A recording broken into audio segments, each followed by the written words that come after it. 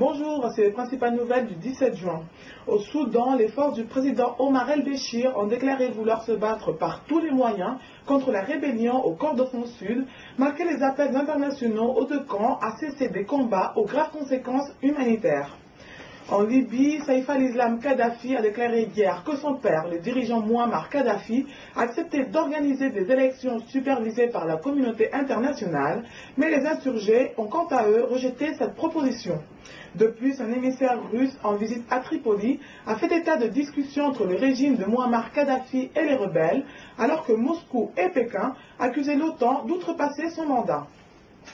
Au Burkina Faso, le ministre de l'Industrie, du Commerce et de l'Artisanat a annoncé que les commerçants victimes de pillage des soldats mutins seront indemnisés par le gouvernement à partir du 22 juin. Au Maroc, la police judiciaire a présenté devant le procureur général du roi de nouveaux suspects impliqués dans l'attentat d'Argana à Marrakech. En Algérie, le ministre français des Affaires étrangères, Alain Juppé, a affirmé qu'il n'y a plus de difficultés dans les relations entre l'Algérie et la France. Au Niger, le Premier ministre Brigitte Raffini a révélé que le premier baril de pétrole nigérien serait produit au cours du premier trimestre 2012.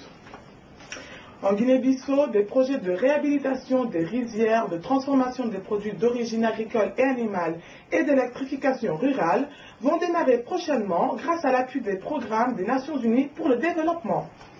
Et en Tanzanie, le ministre des Ressources naturelles et du Tourisme a déclaré que le gouvernement avait renforcé la sécurité au point de sortie du pays afin de lutter contre le commerce illégal d'animaux sauvages.